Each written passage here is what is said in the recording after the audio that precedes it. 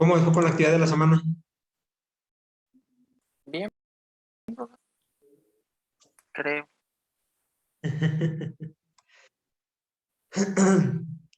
Ok, ¿qué me pueden hablar del principio de definitividad de los efectos de la sentencia de amparo?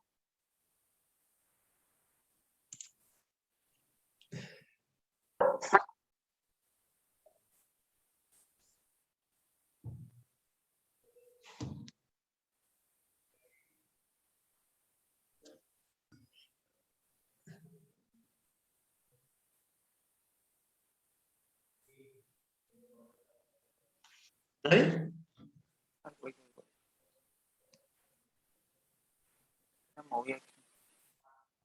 Puedo. Yo encontré, profe, que se debe interponer en todos los recursos en un medio de ordinario de defensa previo antes de acudir a un juicio de amparo y que el juicio de amparo como medio de control de constitucionalidad de los actos de las autoridades nada más procede como medio extraordinario contra la última resolución dictada en un procedimiento de un acto reclamado. Ajá. ¿Y esto qué quiere decir, Jocelyn? De hecho, con esta unidad, profe, sí me quedaron algunas dudas, porque de hecho sí me costó un poquito encontrar como que las definiciones de estos. A ver, otra Las vez. definiciones exactas. Ok. ¿Alguien encontró algo más o entramos ya a la explicación de esto? ¿En cuál punto es? ¿En el 3.6, profe, o cuál vamos ya? Sí, es el del principio de definitividad. Yo tengo que, conforme al artículo 80 de la Ley de Amparo, el efecto de la sentencia es restituir al quejoso en el pleno goce de la garantía individual violada, restableciendo las cosas al estado que Se encontraba. guardaban antes de la violación. Ujú. Y tengo lo que es el artículo 80, ¿quiere que se lo lea? No, pero relativo al principio de definitividad, ¿a qué se refiere con principio de definitividad? Pues a lo que dice aquí es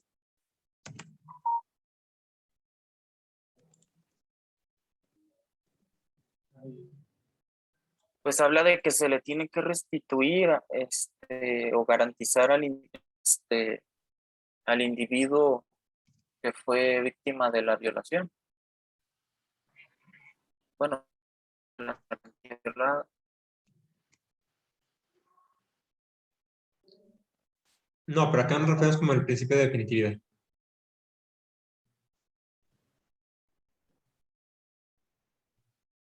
¿O a qué se refiere cuando menciona principio de definitividad?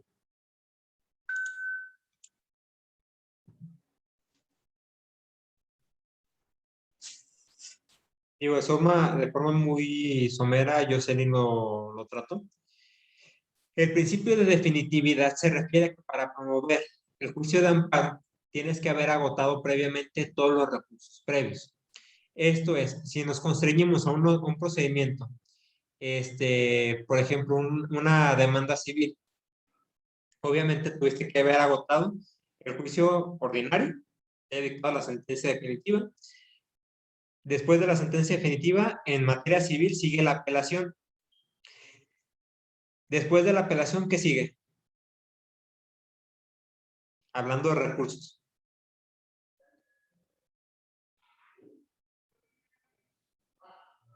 ¿El amparo? No, hablando de recursos. El amparo no es un recurso, ya lo hemos platicado.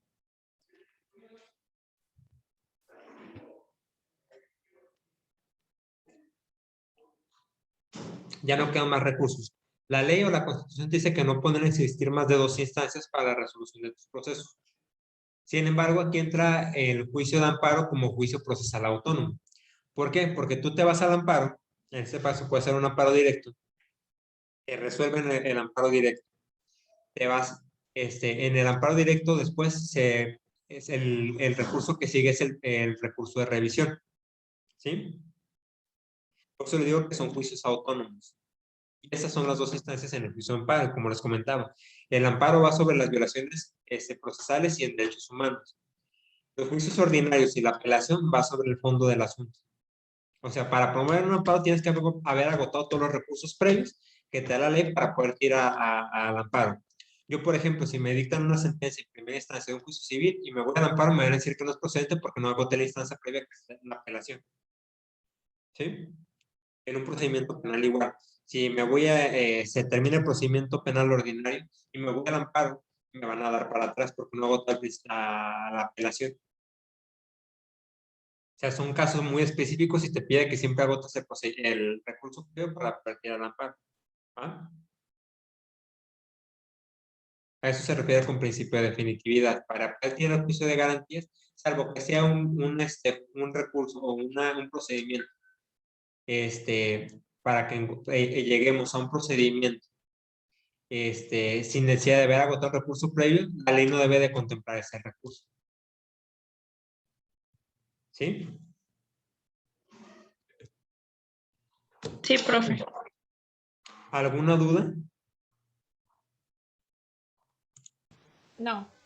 Profe, una pregunta. En el que yo tengo de de 3.6, este se basó en el artículo 107. ¿Todavía está, o sea, todavía no lo han reformado? ¿Sigue siendo lo mismo? Es de la ley de amparo. Más bien va a ser el 107 de la ley. Ah, es que sí dice lo que usted acaba de mencionar, lo de la última resolución, pero dice el artículo 107 de la ley de amparo.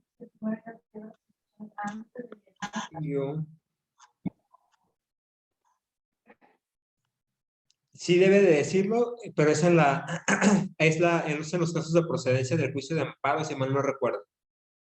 Que debe de, no sé si sea el primero o el segundo que hace de su procedencia, y debe de decir algo así como el amparo, no me acuerdo si es el directo o indirecto, no lo traigo fresco, ¿es real? Sí, dice eso, el amparo directo. Ajá. El amparo directo procede contra, y ahí te dice cuáles son los supuestos. Dame un segundito, ya que te abro la ley de amparo, pero sí viene, nomás dame un segundito. Sí, es que sí dice lo que acabo de mencionar. Nada más que no sabía si, o sea, si va implicado en el principio que estamos viendo o este ya se refiere más a lo del directo e indirecto. No, en ambos supuestos es igual. Ok. Se refiere al tema de la procedencia del juicio de amparo, y es contra las que tengas que haber agotado los recursos previos que te marca la norma. Ok, perfecto, gracias. Sí, porque les digo, no recuerdo si es el directo o el indirecto, pero vienen ahí los dos consecutivos, que es en los casos de procedencia, no recuerdo específicamente cómo está detallado. Pero Pues sí se aquí refiere. dice, profe, que es el amparo indirecto, en el artículo 107. Ah, ok, dame un segundito, déjame nomás la...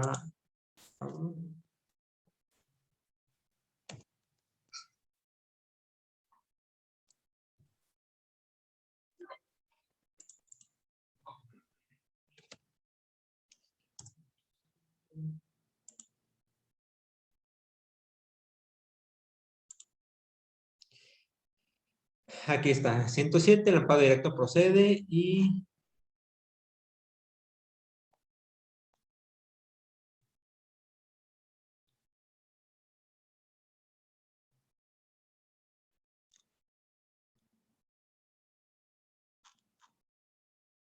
Aquí están.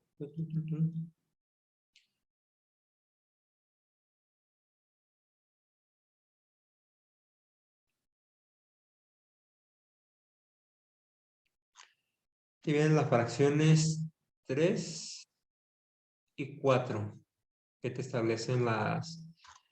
Ahí se refiere tácitamente que ya está, porque siempre dice que los juicios ya están concluidos. Todos te van con sobre esas resoluciones. ¿Sí? Si ninguno te menciona específicamente un supuesto, salvo el que viene, por ejemplo, de la fracción 2, que vengan que provengan de autoridades distintas de los tribunales judiciales administrativas o de trabajo, que sí procede que la situación de excepción que les comentaba, que no tengan un recurso previo, contactos dentro y fuera de juicio que afectan a personas extrañas, que pues, por ejemplo, el tema de una retención ilegal de la libertad en el caso de por ejemplo, perito, participar directamente en la amparo.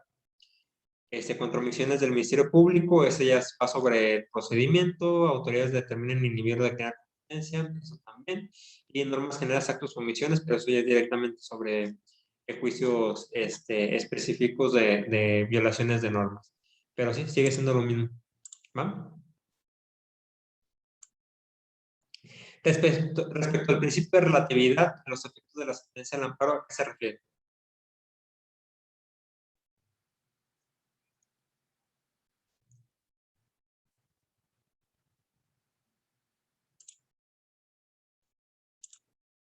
Yo tengo que el principio de relatividad rige al juicio de garantías, ordena que la sentencia de amparo solamente se ocupe de los individuos que lo hubiesen solicitado, sin hacer una declaración general respecto a la ley respecto de la ley o acto reclamado. Y dice que se aplica una fórmula Otero, como se conoce a la jerga jurídica, perdón.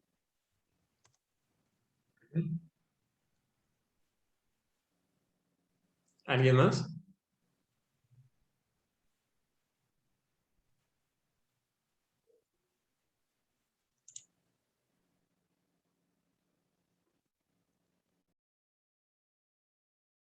¿No? ¿Nadie más?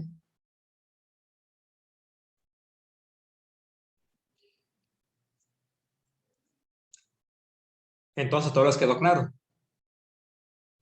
O todos nos copiamos en la misma. Sí. Sí, los creo, ¿eh? Yo tengo A A ver, ver, explíquenme lo que acaban de decir.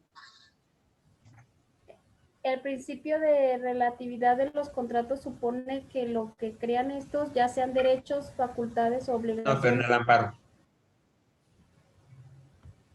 Nos estamos refiriendo a los principios procesales del amparo. Ah, perdón, pues. Entonces no estoy mal. Más bien el enfoque fue distinto al PIB, pero no te preocupes. Para eso está la clase del día de hoy, Zeni, para aclararte dudas. No te preocupes. Y No, sé es que que tus sí, compañeros las van a resolver, porque los veo decididos y comprometidos con la clase. no, me gusta cómo se divierte usted con nosotros. Me divierto con ustedes, no de ustedes, efectivamente. Sí. ya había dicho el profe, ya había dicho que se iba a Sí, ya divertir. sabía, por eso te digo. A ver, chicos, salven la clase. Entonces, explíquenmelo, pues.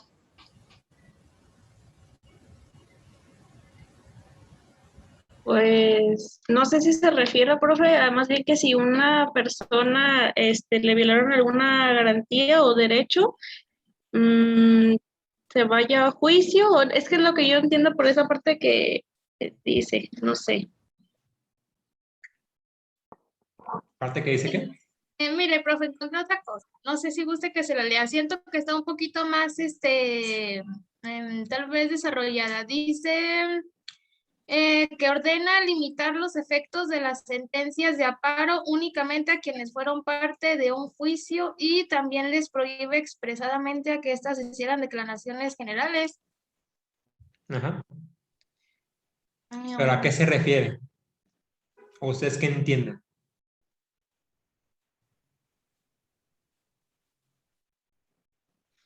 Lo hemos tocado hace un par de clases, muchachos. Los efectos de la sentencia de amparo únicamente benefician a la persona que lo promueve.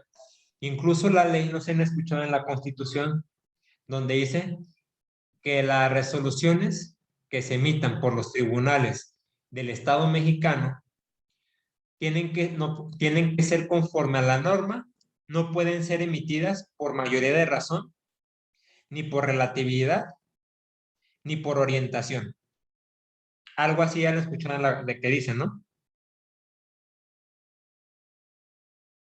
Y si mal no recuerdo, creo que es en el 14, en el artículo 16 constitucional. ¿Tienen la Constitución a mano? Sí, ahí voy. 16.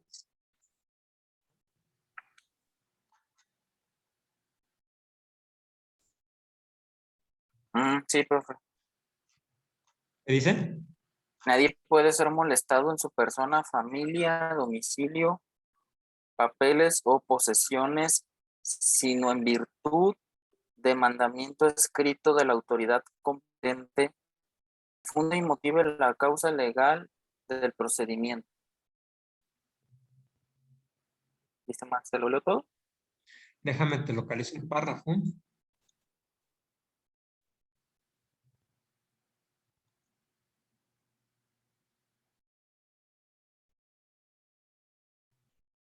Administrativo. Entonces va a ser en el 14.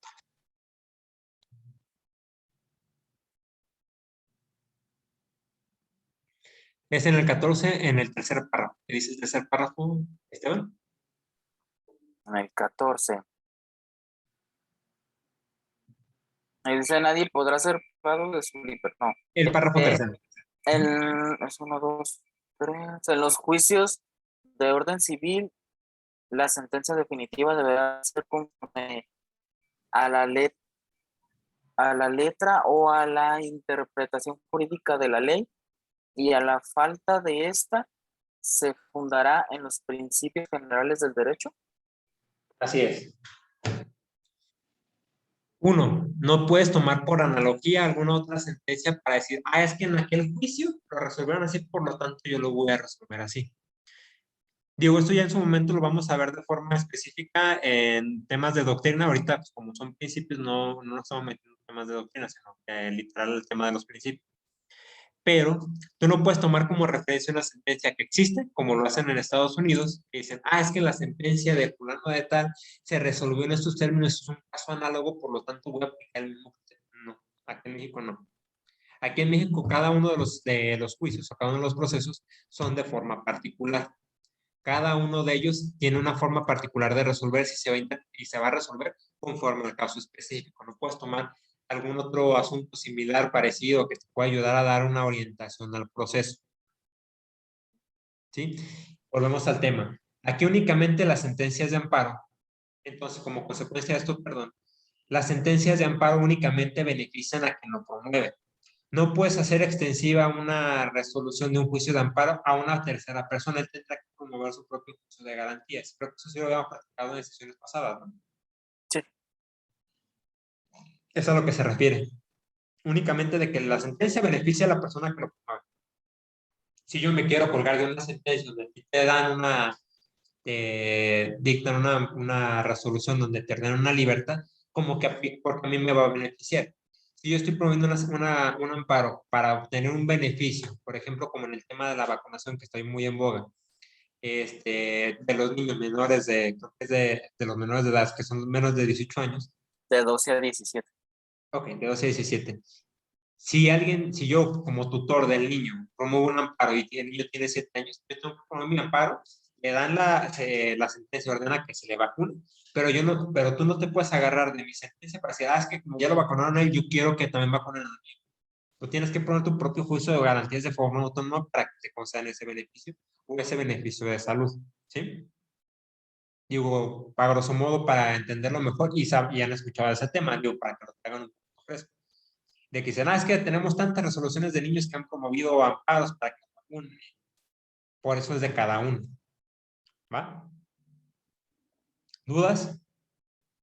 Digamos que tiene que tener como un fundamento propio e individual para cada caso. Es así como bueno, yo lo entiendo, ¿no? ¿Sí? Y cada quien lo tiene que promover. Ok, sí, ya. ¿Sí? Sí, persona. ¿Dudas?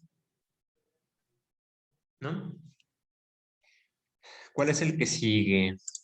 Vamos Principio a ver. de competencia de amparo. Ok. ¿Cuál es el principio de competencias del amparo? Es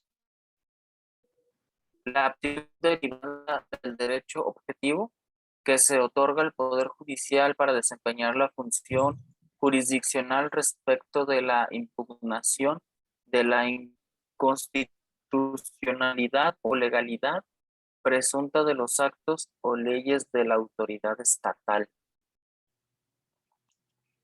¿Eso qué quiere decir? ¿Han escuchado de la jurisdicción concurrente? No. Ok. En cuestiones de competencia, obviamente hay tribunales que están expeditos para resolver respecto de la materia del Estado. Por ejemplo, hay leyes estatales civiles y hay leyes federales civiles, ¿o no? Sí. Tanto es así que incluso en materia penal existe un código civil, un código penal para el Estado de Jalisco y un código penal federal, ¿sí?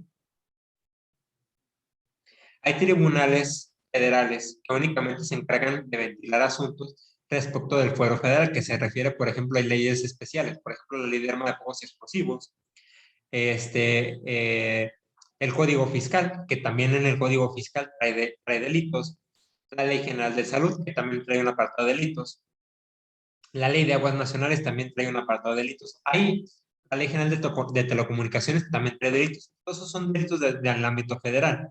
¿Quién crees que es competente para llevar juicios en eso? Yo puedo llegar y presentar una denuncia de ámbito federal aquí en la Fiscalía del Estado.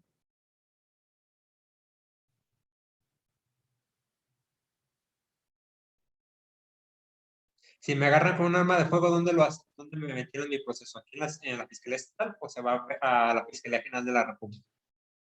Pues fue donde te agarraron, ¿no? ¿Eh? Fue donde te agarraron, ¿no? ¿En la instancia estatal? No. ¿En la Porque la federal? ley General de Armas de Fuego y Explosivos es una ley federal. Por lo tanto, el procedimiento se va a llevar ante PGR. Bueno, actualmente Fiscalía General de la República, es PGR. El Estado no es competente porque en tu catálogo de delitos no tienes un apartado de armas de fuego. O sea, que es federal. Es federal. Entonces, obviamente, digo, a grosso modo, a eso se refiere con la competencia. Si es competencia del fuero común o del fuero federal. Obviamente hay acuerdos de colaboración entre las autoridades, que por ejemplo, en materia de drogas o en materia de delitos contra la salud, hay una parte que se lleva el Estado y hay otra parte que se lleva la Federación, porque la Ley General de Salud es federal. Todo el tema de drogas anteriormente se tenía que vigilar ante la Fiscalía General de la República, porque se refiere de delitos contra la salud. Pero hay un convenio con el Estado donde le dicen, ¿sabes qué? Por ejemplo, hablando de marihuana, si tú detectas o haces una detención con marihuana que es menor a 5 kilogramos, tú llevas el proceso. Tu Estado o tu Fiscalía General del Estado llevas tu proceso. Si es arriba de 5 kilogramos, que en este caso es 5 kilos, 1 gramo, me corresponde a mi Fiscalía General de la República llevar el proceso. Ese por la cantidad. Ahí se da una jurisdicción concurrente, que puede ser tanto en el Estado como en la Federación. Tiene esa dualidad. Pero debe existir un convenio. Por ejemplo, la ley de el Código de Comercio es federal o es estatal. Federal. ¿Y por qué puedo llevar mi proceso aquí en los juzgados estatales?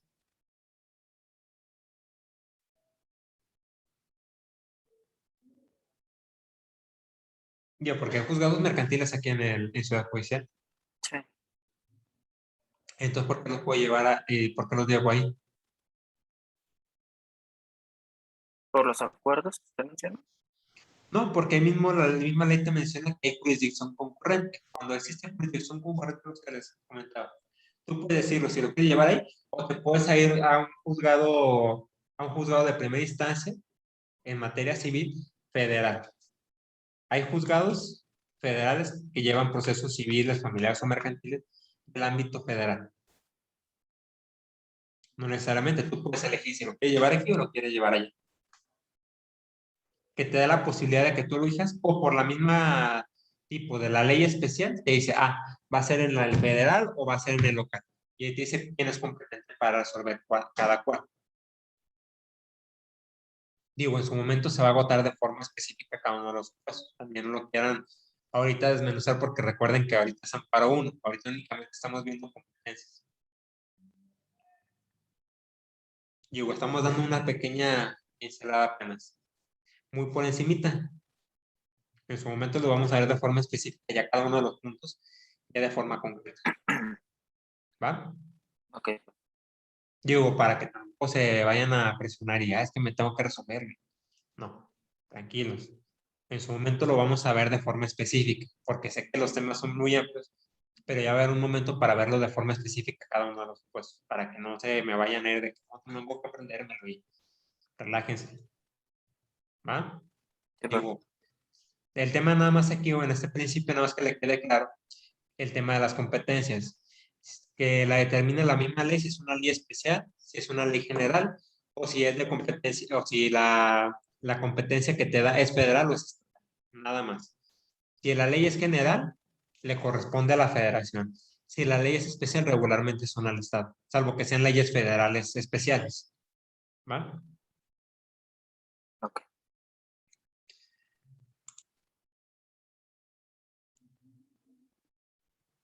El concepto de competencia, bueno, prácticamente aquí agotamos agotamos 2 puntos en el mismo, no solo tiro. El tema de la competencia. Aquí el único caso especial es la competencia de la Suprema Corte. ¿Cuál es la competencia de la Suprema Corte? ¿O en qué casos entra la Suprema Corte?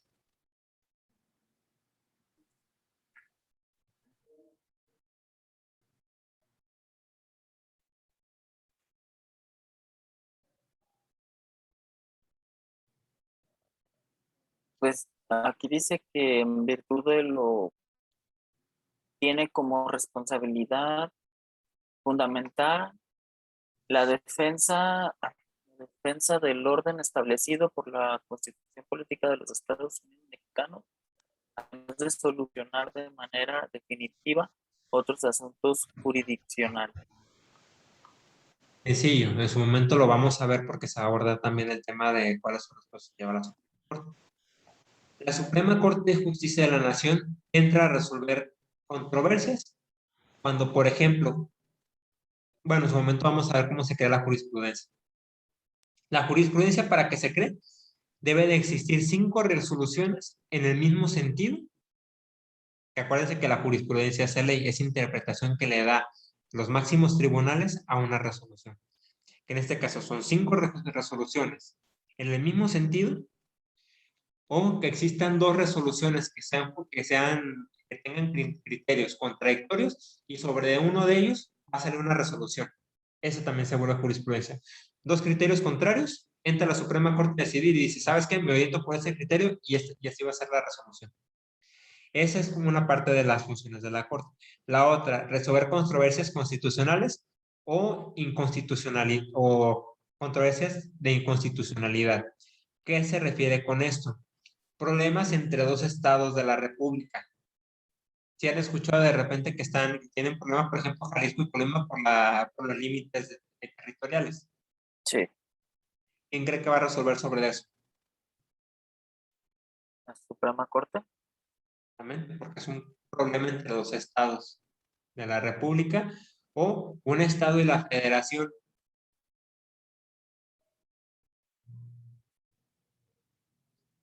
¿Sí? Y un tercer supuesto, la revisión constitucional. A pesar de que les había dicho que el recurso ordinario hace ratito con respecto a si te editan una resolución en el juicio de amparo, te vas al recurso de revisión. Si en el colegiado de circuito te dan palo otra vez, tienes un último recurso que se llama la revisión constitucional, que agarran tu expediente y se va a la Suprema Corte de Justicia de la Nación. Solo ojo, si el recurso te determina que es frívolo e improcedente de entrada y que únicamente lo estás haciendo para ganar tiempo, te imponen una multa. Si mal no recuerdo, la multa eran como 20,000 pesos, únicamente por promover. Y si no pasa el primer filtro, que es el acuerdo de admisión donde determina si realmente existen elementos para que se ventile en la Suprema Corte, te imponen la multa. ¿Sí? Digo, es un recurso que únicamente lo debes de promover uno cuando tienes billete para meterle, porque la multa te la van a poner. O la segunda, tienes elementos que dices, sí, para mí sí me da. Y tiene que modificar la resolución de la Suprema Corte de Justicia de la Nación. Esos son los casos específicos en los que interviene la Corte. Y en su momento también los agotaremos de forma muy específica. Porque vamos a ventilar y vamos a ejemplificar supuestos de cómo se ventila ese proceso. ¿Va? ¿Dudas hasta aquí?